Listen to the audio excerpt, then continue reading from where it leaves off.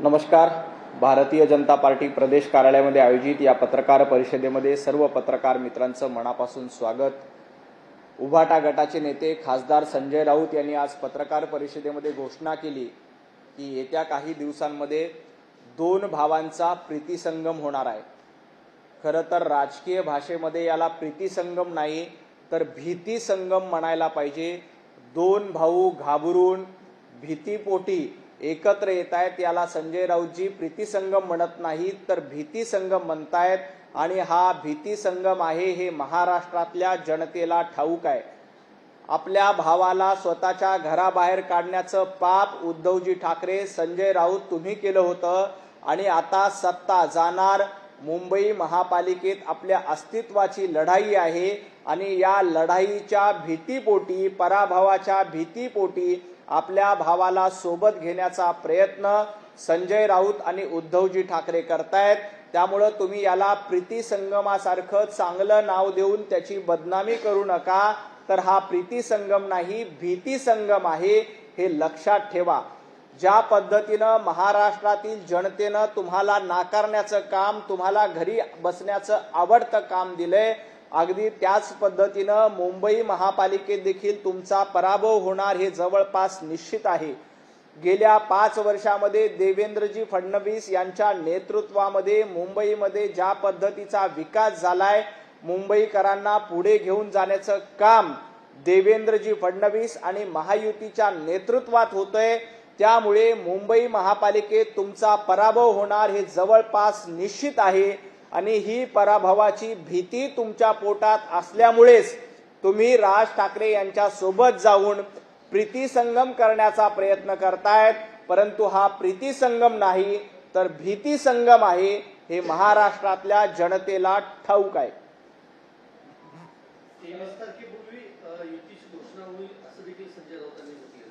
खरं तर 23 तारीख करू द्या नाही तर 12 तारीख करू द्या, 16 तारखेला भारतीय जनता पार्टी आणि महायुतीचा भगवा मुंबई महापालिकेवर निश्चितपणे फडकणार आहे. मला एक माहिती अशी मिळाली की राजजी ठाकरे यांना फक्त 60 जागा देऊन त्यांची बोळवण करण्याचा प्रयत्न उभाटा गटाकडनं केला जातोय. परंतु उभाटा गटांच्या 60 जागांच्या ऑफरवर राजजी ठाकरे यांची मान्यता नाही. ते जवळपास 100 जागा मुंबई महापालिकेमध्ये मागतायत. परंतु उद्धवजी फक्त 60 जागा देऊन त्यांची बोळवण करण्याचा प्रयत्न करतायत. त्यामुळे ही जी काही युती असेल किंवा भीतीसंगम आहे तो उद्याच होईल का याची खात्री नाही. राज ठाकरे फक्त 60 जागांवर समाधानी होतील असं वाटत नाही. अर्थात त्यांनी 60 जागांवर समाधानी व्हावं का 100 जागांवर व्हावं का 40 जागांवर व्हावं हा त्यांचा प्रश्न आहे, त्यांचा अंतर्गत प्रश्न आहे. परंतु आपण काल नगरपालिकेच्या आणि नगरपंचायतीच्या निवडणुकीमध्ये बघितलं, महाराष्ट्रातील जनता देवाभाऊंच्या पाठीशी आहे. महाराष्ट्रातील जनता एकनाथजी शिंदे यांच्या पाठीशी आहे. आणि महायुतीच्या जोरावर ज्या पद्धतीनं आम्ही नगरपालिका नगरपंचायती निवडणुका जिंकल्या, अगदी त्याच पद्धतीनं महापालिका निवडणुका सुद्धा महायुती म्हणून आम्ही लढू आणि जिंकू. सत्ताधारी पक्षाकडून कोट्यवधी रुपयांची उधळपट्टी झाल्याचा आरोप केला. खास करून भाजप शिंदे गट आणि अजित पवार गटावर पैशाचा आरोप केला. खरं तर संजय राऊत यांनी असे आरोप करण्याच्या आधी एखादा पुरावा असेल तर तो पुरावा माध्यमांसमोर द्यायला पाहिजे होता. परंतु एकही पुरावा द्यायचा नाही, फुकटची बडबड करायची ही संजयजी राऊत यांची जुनी सवय आहे.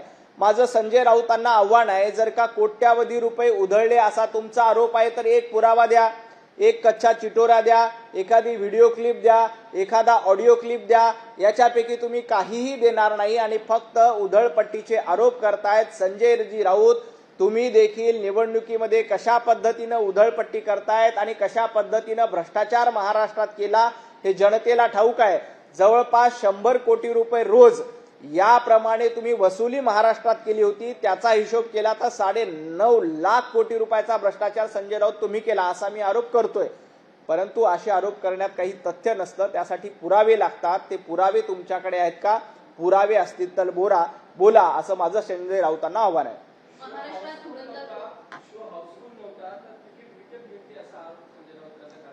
खरं तर संजय राऊत यांना पत्रकारांनी विचारलं की तुमच्या दोन भावाच्या एकत्रीकरणाचं नाटक कधी होणार आहे? आता पत्रकारांना देखील माहीत झाले की हे नाटक आहे, दोन भाऊ एकत्र येतात हे नाटक आहे, हे पत्रकारांना देखील मान्य केलं आणि त्यामुळेच पत्रकारांनी प्रश्न विचारला की दोन भाऊ एकत्र येणार हे नाटक हाऊसफुल होणार का?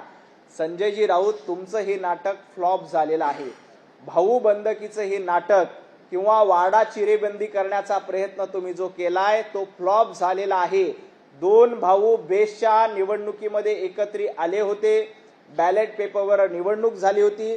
बॅलेट पेपरवर निवडणूक झाली असताना दोन्ही भावांचा, मनसेचा आणि उभाटा गटाचा दारुण पराभव मुंबई महापालिकेच्या बेस्टच्या निवडणुकीत झाला होता. मुंबईकरांनी तो ट्रेलर दाखवला होता. आता महापालिका निवडणुकीमध्ये धुरंधर देवेंद्रजी फडणवीसच आहेत हे पुन्हा एकदा सिद्ध होईल. आणि रहमान डकेतची भूमिका कोण निभावतंय? तर उद्धवजी ठाकरे रहमान डकेतची भूमिका निभावतात. त्याचं कारण काय?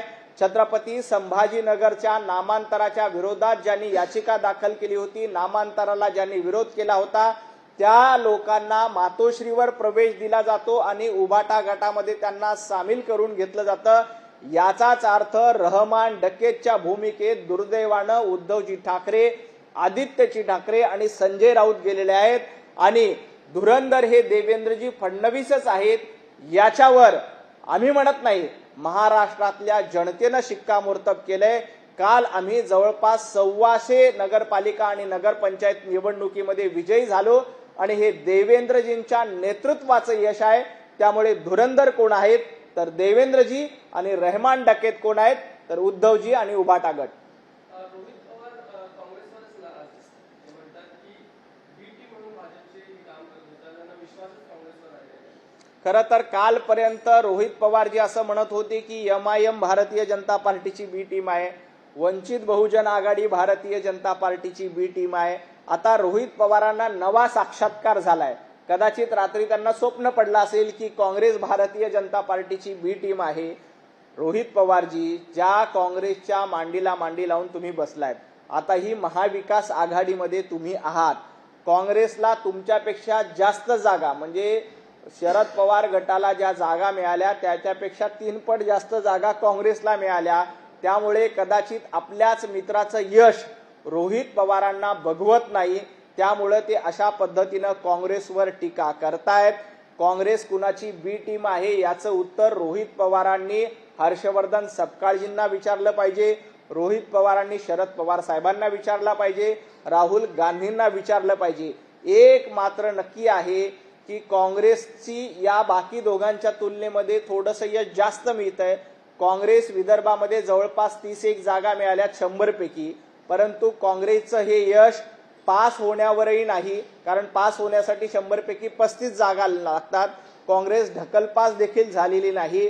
काँग्रेसचे नेते, काँग्रेसचे प्रदेशाध्यक्ष हर्षवर्धन सपकाळजी यांच्या मतदारसंघामध्ये, यांच्या बुलढाणा जिल्ह्यामध्ये काँग्रेसची धुळधाण उडालेली आहे. भारतीय जनता पार्टीला मोठ्या प्रमाणात यश मिळालंय. आमची लढाई काँग्रेस सोबत आहे. मुंबईमध्ये आमची लढाई उभाटा सोबत आहे. नितेश राणेंनी एक्सपोज केलेली आहे. पक्षाच्या माझ्या नेत्याच्या आणि कुटुंबाच्या प्रतिमेसाठी मी आजपर्यंत गप्प होतो, मात्र मालवण आणि कणकवलीचा जो पराभव आहे त्यानंतर हे पोस्ट केलंय. काही गोष्टी बोलल्या नाही तर त्या खऱ्या वाटायला लागतात, पण आता वेळ आली आहे. नितेश राणेंचा हा नेमका कोणाला इशारा आहे? कोण म्हटलं सर? नितेश राणेंनी ट्विट केले असं. नाही, नितेशजी राणे हे महायुतीतलेच आमचे नेते आहेत. आम्ही सिंधुदुर्गामध्ये काही ठिकाणी आमची युती होऊ शकली नाही, त्याच्यामुळे आम्ही वेगवेगळे लढलो. परंतु आता नितेशजी राणे हे महायुतीचे आमदार आहेत, आमच्या सोबतचे सहकारी मित्र आहेत.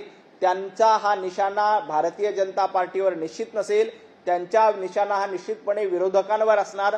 आम्ही महायुती म्हणून एकत्र आहोत. काही ठिकाणी आमची युती झाली नव्हती, तरी आता आम्ही पोस्ट इलेक्शन आम्ही एकमेकांसोबत राहू आणि मालवणमधल्या, सिंधुदुर्गमधल्या जनतेचा विकास कशा पद्धतीनं करता येईल, कशा पद्धतीनं कोकणाला पुढे घेऊन जाता येईल याचा विचार आमच्या डोक्यामध्ये आहे. संजय राऊतांनी निकाल हाती आलेला आहे त्यांचा.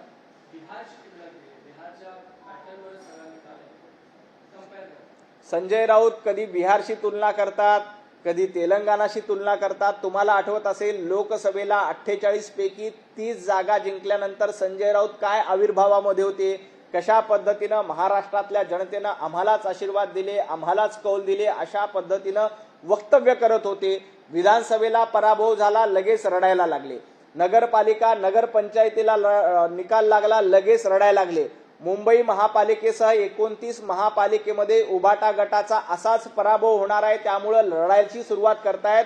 तुम्हाला बिहार आठवत असेल तरीही मुंबई आहे आणि महाराष्ट्र आहे. महाराष्ट्रातला मराठी माणूस स्वाभिमानी आहे. तो देवेंद्रजींच्या पाठीशी, विकास कामं करणाऱ्यांच्या पाठीशी भरभक्कमपणे उभा आहे. जे घरामध्ये बसून राहतात, जे फेसबुकवर लाईव्ह करतात, त्यांना जनता कधीही आशीर्वाद देत नाहीत. तुमच्या माहितीसाठी उद्धवजी ठाकरे गेल्या काही दिवसांपासून एक वाक्य सातत्यानं बोलतायत की माझ्या हातामध्ये देण्यासारखं काही नाही, माझे हात पूर्णपणे रिकामे आहेत. महाराष्ट्रातल्या जनतेनं देखील उद्धवजींना सांगून टाकलं, उद्धवजी आमच्या हातामध्ये तुम्हाला देण्यासारखं काही नाही, आमचे हात देखील रिकामे आहेत. आणि म्हणूनच उभाटा गटाला फक्त 8 जागांवर समाधान मानावं लागलं, कारण महाराष्ट्रातल्या जनतेनं उद्धवजीप्रमाणे आपले हात देखील रिकामे आहेत उद्धवजींसाठी हे दाखवून दिलं आणि देवेंद्रजी फडणवीस यांना भरभरून आशीर्वाद दिले. जवळपास 125 ठिकाणी भारतीय जनता पार्टीचे नगराध्यक्ष झालेत. हे कशाचं द्योतक आहे? हे याचं द्योतक आहे की जनतेचे आशीर्वाद, लोकांचा पाठिंबा हा भारतीय जनता पार्टी, देवेंद्रजी फडणवीस आणि महायुतीला आहे.